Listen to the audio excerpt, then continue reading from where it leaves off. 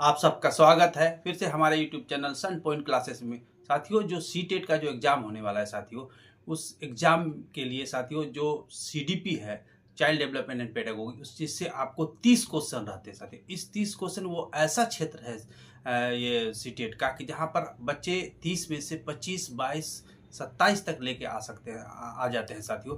मैं साथियों आप सभी के लिए चाइल्ड डेवलपमेंट पेडागोगी से संबंधित उसमें टॉपिक वाइज मैं आपको प्रैक्टिस सेट आपके लिए लेकर उपस्थित हुआ हूँ साथियों। हर टॉपिक वाइज, हर टॉपिक से 30-35 क्वेश्चन रहेगा साथियों। मैं आपको प्रैक्टिस कराऊंगा, आप उसको प्रैक्टिस कर लीजिए सेट को और अपनी इफिशियंसी को बढ़ा। आपको सीटेट का मैं प्रैक्टिस सेट टॉपिक वाइज साथियों इस चैनल पर उपलब्ध कराऊंगा। आपसे रिक्वेस्ट है कि हम इस चैनल से आप सभी जुड़ जाइए। और चलिए हम आज का जो टॉपिक है शायद चाइल्ड डेवलपमेंट पेडागोगी का साथियों, तो वो टॉपिक है आज जो हम इस टॉपिक का जो प्रैक्टिस कराने जा रहे हैं साथियों, वो विकास की अवधारणा और सीखने के साथ इसका संबंध, ये टॉपिक का नाम है। सर इससे संबंधित मैं आपको प्रैक्टिस कराऊंगा। चलिए साथियों हम सेट को देखते हैं और प्रैक्टिस। अवधारणा और सीखने के संबंध, इसका संबंध विकास की अवधारणा और सीखने के साथ इसका संबंध क्या है? इससे संबंधित पहला क्वेश्चन है, विकास का क्या अर्थ है? What is the mean by the development? What is the mean by the development साथियों? तो ये है केवल शारीरिक परिवर्तन, केवल मानसिक परिवर्तन, समग्र और कार्मिक परिवर्तन, केवल सामाजिक परिवर्तन। तो साथियों केवल केवल तो ऐसा नहीं होता, ये केवल नेगेटिव बात है, केवल सीटेट में ऐसा पेडागोगी में नहीं होता है साथियों। तो हम ऐसे ही इस ऑप्शन को हम ये कर देंगे, केवल शारीरिक, केवल तो ये होगा ही नहीं, ये भी केवल है, केवल मानसिक परिवर्तन ये भी नहीं होगा, समग्र और कार्मिक परिवर्तन, और यहाँ पर फिर डी है साथियों केवल सामाजिक परिवर्तन। तो ये तीनों में से कोई नहीं होगा। तो साथियों हमारा आंसर हो जाएगा, हमारा हमारा आंसर होगा साथियों ये बी नंबर, सॉरी ये हमारा सी नंबर आंसर होगा, ये समग्र और कार्मिक परिवर्तन। चलिए साथियों नेक्स्ट क्वेश्चन चलते हैं। नेक्स्ट क्वेश्चन हमारा है, नेक्स्ट क्वेश्चन है साथियों कि नेक्स्ट क्वेश्चन है कि निम्न में से कौन सा विकास का एक सिद्धांत नहीं है? या पूछ रहा है नहीं है, जब भी नहीं बात बोले साथियों आपको थोड़ा सा अलर्ट होकर जवाब देना। निम्न में से कौन सा विकास का सिद्धांत नहीं है? विच of the following is not a principle of development? एक है साथियों विकास एक नियमित प्रक्रिया है, ये तो है। विकास सभी बच्चों में समान गति से होता है। दूसरा, development occur at the same rate in all children, विकास निरंतर होता है, विकास सामान्य से विशेष की ओर होता है। तो यहाँ पूछ रहा साथियों कौन नहीं होता है? विकास एक नियमित प्रक्रिया, ये तो होता है साथियों। विकास निरंतर होता है, ये भी सही बात है। विकास सामान्य से विशेष की ओर होता है, ये भी बात सही है साथियों। तो हमारा आंसर यहाँ पूछ रहा नहीं है, तो यह हो जाएगा विकास सभी बच्चों में समान गति से होता है, ये बात नहीं है। विकास सभी बच्चों में समान गति से नहीं होता है, तो हमारा आंसर हो जाएगा ये बी नंबर। ठीक है साथियों, यहाँ नहीं पूछा है। नेक्स्ट क्वेश्चन चलते हैं क्वेश्चन नंबर 3 में। क्वेश्चन नंबर 3 है साथियों की निम्न सीखना किस प्रकार की प्रक्रिया है? सीखना किस प्रकार की प्रक्रिया है?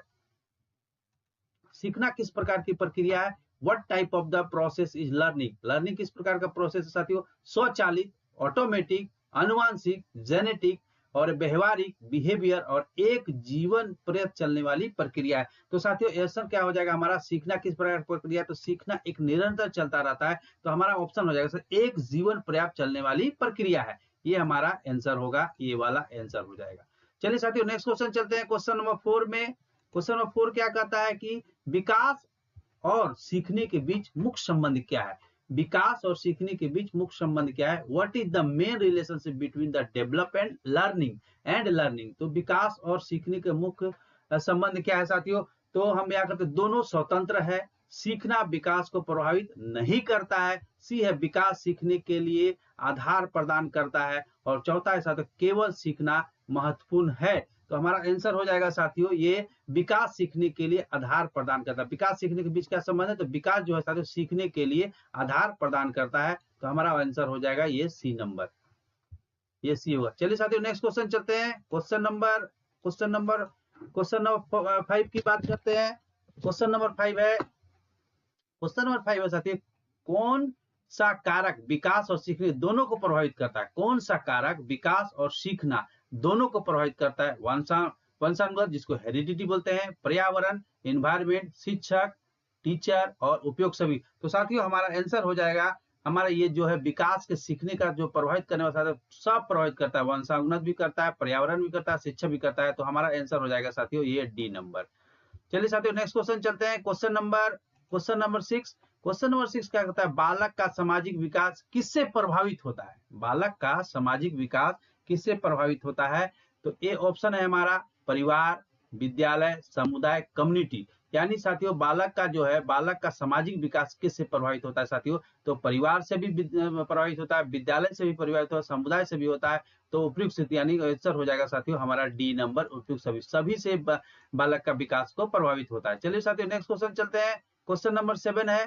क्वेश्चन नंबर 7 क्या कहता है, बच्चों का शारीरिक विकास किस बात पर निर्भर करता है? बच्चों का शारीरिक विकास किस पर निर्भर करता है? पोषण, आनुवंशिकता, व्यायाम, उपरोक्त सभी। तो यानी साथियों बच्चों का जो शारीरिक विकास है तो साथियों पोषण पर भी निर्भर करता है। अच्छा पोषण नहीं मिलेगा तो उसका विकास नहीं होगा। हेरिडिटी पर भी निर्भर करता है और एक्सरसाइज पर भी निर्भर करता है। तो हमारा आंसर हो जाएगा साथियों डी नंबर, ये डी नंबर। चलिए साथियों नेक्स्ट क्वेश्चन चलते हैं। क्वेश्चन नंबर 8 पे। क्वेश्चन नंबर 8 है साथियों, विकास की दिशा होती है, विकास की दिशा होती है नीचे से ऊपर, केंद्र से बाहर, सामान्य से विशेष, सभी उपयुक्त। तो साथियों विकास की दिशा क्या होती है? नीचे से ऊपर, केंद्र से बाहर भी होता है, सामान्य से विशेष की ओर भी होता है। तो साथियों विकास का जो दिशा होता है सभी होता है। तो ये सारे आंसर हो जाएगा साथियों हमारा ये डी नंबर।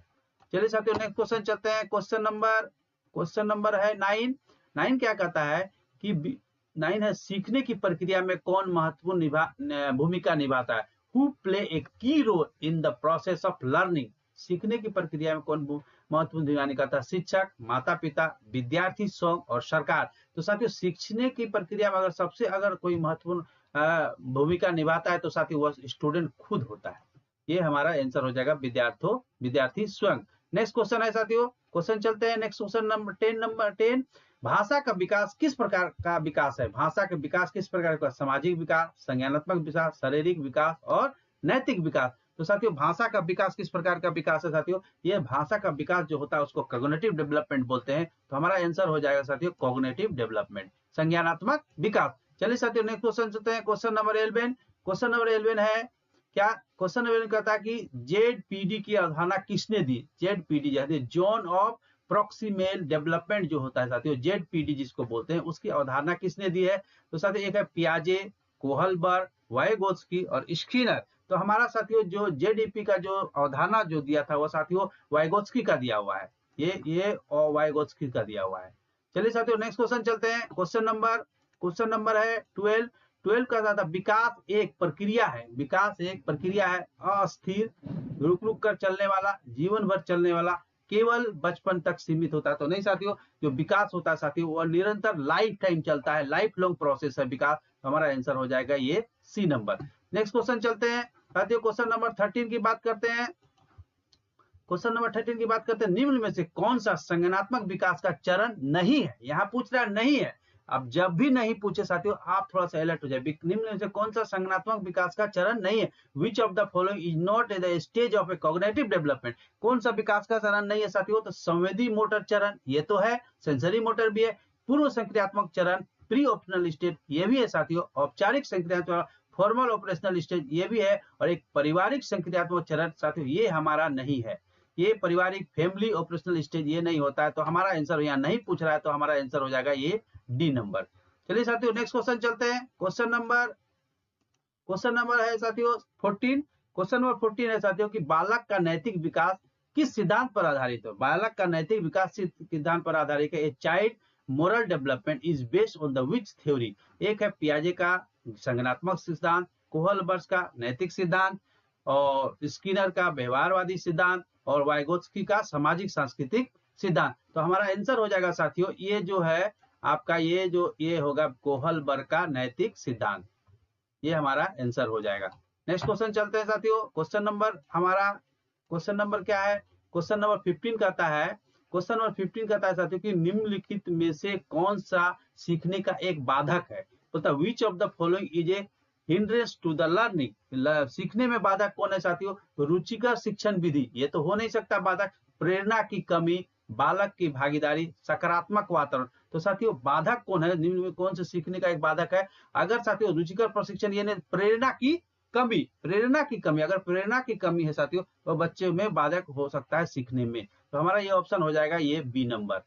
ठीक है, प्रेरणा की कमी, लैक ऑफ मोटिवेशन। अगर मोटिवेटेड बच्चा है तो सीखने में उसको कहीं भी बाधा नहीं उत्पन्न होगी। चलिए साथियों, क्वेश्चन नेक्स्ट क्वेश्चन चलते हैं 16 क्वेश्चन नंबर 16 पे बात करते हैं। 16 है साथियों, किस सिद्धांत के अनुसार सीखना सामाजिक संपर्क पर आधारित है? किस सिद्धांत के अनुसार सीखना सामाजिक संपर्क पर आधारित होता है?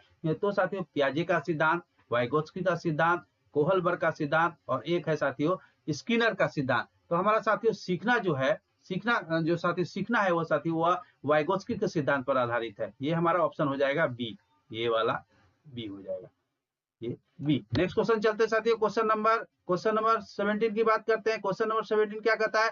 विकास का प्रारंभ किससे होता है? जन्म के बाद, शेषावस्था, गर्भावस्था, बाल्यावस्था, after birth, infancy, parental stage और चाइल्डहुड। तो साथियों विकास का प्रारंभ किससे होता है? तो विकास का जो प्रारंभ होता है साथियों वो गर्भावस्था से ही स्टार्ट हो जाता है। तो हमारा आंसर हो जाएगा ये सी नंबर।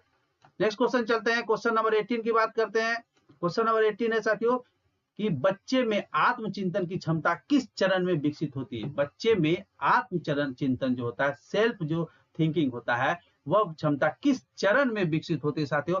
किस चरण में विकसित होती है? तो संवेदी मोटर चरण, पूर्व संक्रियात्मक चरण जिसको प्री ऑपरेशनल स्टेज बोलते हैं, मूर्त संक्रियात्मक चरण, कंक्रीट ऑपरेशनल स्टेज, और साथ ही हमारा और एक है हमारा नीचे है कि औपचारिक संक्रियात्मक। तो हमारा आंसर हो जाएगा साथियों जो बच्चों में आत्मचिंतन की क्षमता किस चरण में विकसित होती है? तो साथियों हमारा ये होता है फॉर्मल ऑपरेशनल स्टेज में आत्मचिंतन के चरण ये स्टार्ट हो जाता है, आत्मचरण का, आत्म थिंकिंग का, ये फॉर्मल ऑपरेशनल स्टेज में। साथियों अगर वीडियो आपको अच्छा लग रहा है तो लाइक करके शेयर कर दीजिएगा, और हमारे चैनल को अगर आपने सब्सक्राइब नहीं किया तो सब्सक्राइब करके बेल आइकन दबा दीजिएगा। चलिए साथियों नेक्स्ट क्वेश्चन चलते हैं, क्वेश्चन नंबर 19 क्या कहता है साथियों? सीखना कब से प्रभावशाली होता है?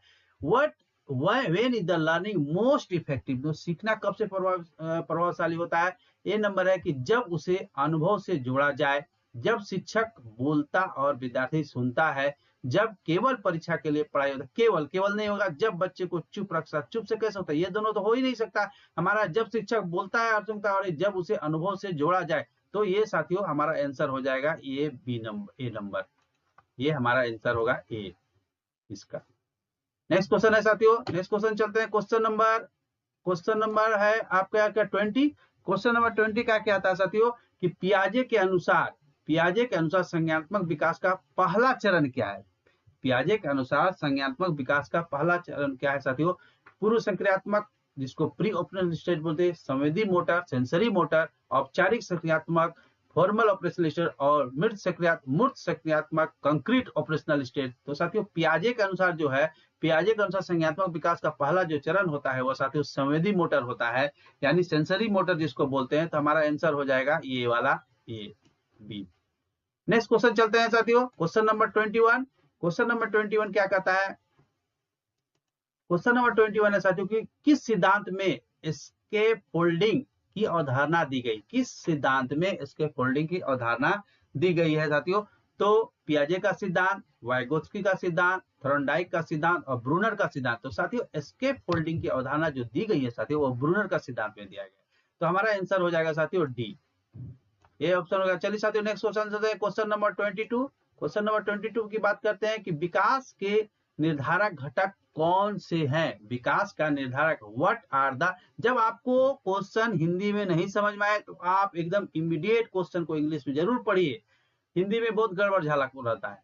ठीक है सर, तो विकास के निर्धारक घटक कौन से हैं? What are the determining factor of development? विकास की साथियों विकास की निर्धारक घटक कौन से हैं? केवल पर्यावरण, केवल तो नहीं हो सकता है साथियों, इस तरह से केवल हो ही नहीं सकता है, और केवल ये भी नहीं हो सकता, वंशांगत और पर्यावरण दोनों, और केवल से, या केवल तो ऐसे छांट दीजिए, जहां केवल देखने मिला होगा ही नहीं। तो हमारा एक ही ऑप्शन बचता है सी, यानी बोथ हेरिडिटी एंड इन्वायरमेंट, यानी वंशानुगता और पर्यावरण दोनों। नेक्स्ट क्वेश्चन चलते हैं साथियों, क्वेश्चन नंबर नेक्स्ट क्वेश्चन है, क्वेश्चन नंबर चलते हैं 23 में। 23 क्या कहता है साथियों कि संज्ञानात्मक विकास के अनुसार बच्चा किस अवस्था में तर्क करना सीख जाता है? संज्ञानात्मक विकास जो होता है, कॉग्निटिव डेवलपमेंट होता है, उसके अनुसार साथियों बच्चा किस अवस्था में तर्क करना सीख जाता है? किस अवस्था में तर्क करना सीख जाता है साथियों? पूर्व संक्रियात्मक जिसको प्री ऑपरेशनल स्टेज बोलते हैं, मूर्त संक्रियात्मक, कंक्रीट ऑपरेशनल स्टेज बोलते हैं, सेंसरी मोटर, जिसको नवजात सेंसरी मोटर संवेदी मोटर अवस्था, जिसको नवजात नोनाटल स्टेज, जिसको नेनोटल स्टेज बोलते हैं साथियों। तो संज्ञानात्मक विकास के अनुसार बच्चा किस अवस्था में तर्क करना सीख जाता है साथियों, तो वह स्टेज जो होता है साथियों, वह होता है कंक्रीट ऑपरेशनल स्टेज, जिसको बोलते हैं हम लोग। ये वाला स्टेज होता है मूर्त सक्रियात्मक अवस्था। ये हमारा आंसर हो जाएगा। नेक्स्ट क्वेश्चन चलते हैं साथियों, क्वेश्चन नंबर 24 है। 24 क्या कहता है, पियाजे के अनुसार पूर्व सक्रियात्मक अवस्था में बच्चा कैसा व्यवहार करता है। अकॉर्डिंग टू द पियाजे, how does a child behave in the pre operational stage. पियाजे के अनुसार बच्चा जो है पूर्व सक्रियात्मक अवस्था में बच्चा कैसा व्यवहार करता है साथियों। तर्क संगत, आत्म केंद्रित, इकोसेंट्रिक जिसको बोलते हैं, अमूर्त, एब्स्ट्रैक्ट और अत्यधिक विश्लेषण, हाईली एनालिटिक। तो साथियों हमारा आंसर हो जाएगा साथियों, जो पूर्व पियाजे के अनुसार बोलता है पूर्व सक्रियात्मक अवस्था में बच्चा कैसा व्यवहार करता है साथियों, तो वह इकोसेंट्रिक व्यवहार करता है, यानी आत्म केंद्रित व्यवहार करता है। ये हमारा ऑप्शन हो जाएगा। चलिए साथियों नेक्स्ट क्वेश्चन चलते हैं, क्वेश्चन नंबर 25।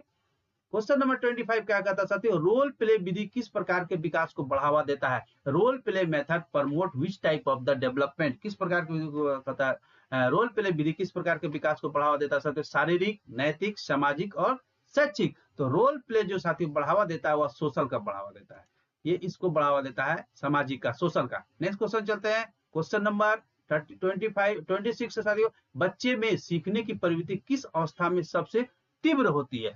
बच्चे में सीखने की प्रवृत्ति जो होती है साथियों सबसे तीव्र किस में होती है, किशोरावस्था, वयस्कावस्था, प्रारंभिक बाल्यावस्था और वृद्धावस्था। तो साथियों बच्चों में जो सीखने की जो प्रवृत्ति होती है साथियों, वो सबसे तीव्र जो अगर किसी में होती है तो साथियों वो होती है साथियों अर्ली चाइल्डहुड।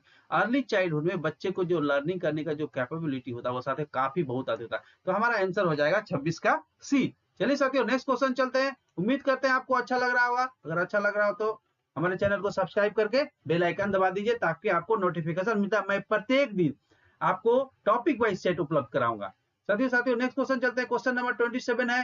क्वेश्चन नंबर 27 कहता था विकास और अधिगम के बीच मुख्य क्या संबंध है। विकास यानी डेवलपमेंट होता था साथियों, and relationship between the develop and learning. Development और लर्निंग के बीच में क्या संबंध है। ऑप्शन है हमारा साथियों दोनों अलग अलग है।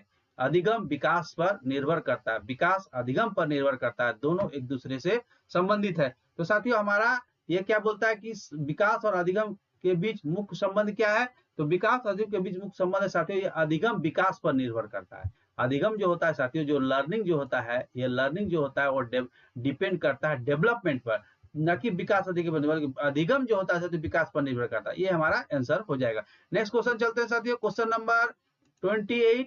क्वेश्चन नंबर 28 है। क्वेश्चन नंबर 28 का था स्कैफोल्डिंग का क्या अर्थ होता है।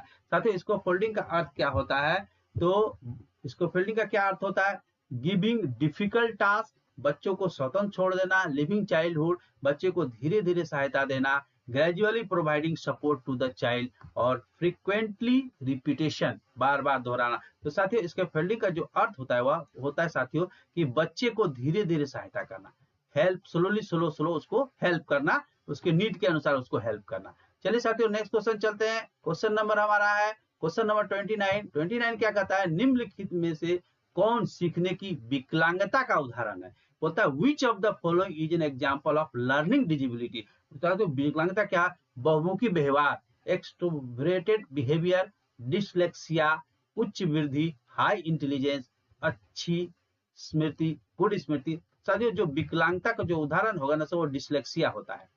ये हमारा आंसर हो जाएगा डिसलेक्सिया। चलिए नेक्स्ट क्वेश्चन चलते हैं, क्वेश्चन नंबर 30। क्वेश्चन नंबर 30 की बात करते हैं साथियों। 30 क्या है, सीखने के लिए सबसे उपयुक्त वातावरण कौन सा है। सीखने के लिए सबसे उपयुक्त वातावरण क्या है, what is the most suitable environment for learning. तनावपूर्ण कैसे हो सकता है, कॉम्पिटिटिव और एक सहायतात्मक, एकाकी भी नहीं होगा तनावपूर्ण, तो होगा क्या साथियों, एक कोलैबोरेटिव माहौल में ज्यादा बच्चा सीखता है। ये हो जाएगा हमारा आंसर सी। नेक्स्ट क्वेश्चन चलते हैं साथियों, क्वेश्चन नंबर 31 क्या कह सकता है साथियों, किस सिद्धांत के अनुसार बालक की सोच मूर्त से अमूर्त की ओर विकसित होता है। किस सिद्धांत के अनुसार बालक का जो सोच होता है साथियों मूर्त से अमूर्त की ओर होता है। पियाजे का संज्ञानात्मक सिद्धांत, स्किनर का अधिगम सिद्धांत, कोहलवर्स का नैतिक सिद्धांत और वाइगोत्स्की का सामाजिक सिद्धांत। तो साथियों किस सिद्धांत पे होता है हमारा, तो ये हमारा आंसर हो जाएगा साथियों, आंसर होगा हमारा ये पियाजे का संज्ञानात्मक सिद्धांत। पियाजे के संज्ञानात्मक सिद्धांत के अनुसार पियाजे के संज्ञानात्मक सिद्धांत के अनुसार हो जो होता है तो बालक के निजी मूर्त से अमूर्त की ओर विकसित होता है। तो हमारा ये ऑप्शन हो जाएगा ये पियाजे का संज्ञानात्मक सिद्धांत यानी पियाजे का कॉग्निटिव डेवलपमेंट थ्योरी से। चलिए साथियों नेक्स्ट क्वेश्चन चलते हैं। क्वेश्चन नंबर है 32। एक शिक्षक को विकासात्मक अंतर को पहचानने के लिए क्या करना चाहिए? What should a teacher do to identify the developmental of differences? तो साथियों क्या करना चाहिए? सभी बच्चों को समान मानना चाहिए। ऐसा तो नहीं हो सकता, बच्चों की उम्र को अनुसार तुलना करना चाहिए। सतत अवलोकन और मूल्यांकन, कंटिन्यूअस ऑब्जर्वेशन एंड असेसमेंट, परीक्षा के परिणामों पर ध्यान देना। तो हमारा ऑप्शन हो जाएगा साथियों ये कंटिन्यूअस मूल्यांकन करना चाहिए, कंटिन्यूअस उसका ऑब्जर्वेशन करना होगा, तभी उसके विकासात्मक का डिफरेंसेस हम पता कर पाएंगे। चलिए साथियों नेक्स्ट क्वेश्चन चलते हैं। क्वेश्चन नंबर 33 क्या कहता है कि वाइगोत्स्की के अनुसार निकट विकास क्षेत्र ZPD का क्या है? वाइगोत्स्की के अनुसार निकट विकास क्षेत्र यानी ZPD क्या है? ZPD क्या है साथियों? वह जो बच्चा अकेले कर सकता है, वह जो बच्चा नहीं कर सकता है, वह जो बच्चा सहायता से कर सकता है, वह जो शिक्षक पढ़ाता है। तो साथियों हमारा आंसर हो जाएगा ये जो क्वेश्चन है वाइगोत्स्की के अंदर निकट विकास क्या है साथियों? तो निकट विकास जो होता है साथियों वह बच्चा जो सहायता से कर सकता है उसी को बोलते हैं। ये ऑप्शन हमारा सी हो जाएगा। नेक्स्ट क्वेश्चन चलिए साथियों नेक्स्ट क्वेश्चन चलते हैं। क्वेश्चन नंबर 34 क्या कहता है साथियों? क्वेश्चन नंबर 34 है कि बच्चे के सीखने की क्षमता किन बातों पर निर्भर करती है? जो what does a child learning ability depend on? बच्चों को सीखने की क्षमता किस पर निर्भर करती है साथियों? केवल बुद्धि पर? केवल नहीं होगा। पारिवारिक पृष्ठभूमि, उम्र, अनुभव और सामाजिक वातावरण, स्कूल की इमारत से सीखने का थोड़ी होता है। बहुत बड़ा बिल्डिंग रहेगा वहां थोड़ी बच्चा सीख पाए, इसलिए ए और डी तो होगा नहीं। अब हमारे पारिवारिक पृष्ठभूमि और उम्र, अनुभव और सामाजिक, तो साथियों बच्चे को सीखने की जो क्षमता है साथियों वह उसके उम्र, उसके अनुभव और सामाजिक वातावरण पर निर्भर करता है। ये तीनों पर उसका प्रभाव डालता है। तो हमारा आंसर हो जाएगा ये सी नंबर। नेक्स्ट क्वेश्चन चलते हैं साथियों। क्वेश्चन नंबर 35 है बालक का पूर्ण विकास कब संभव होता है?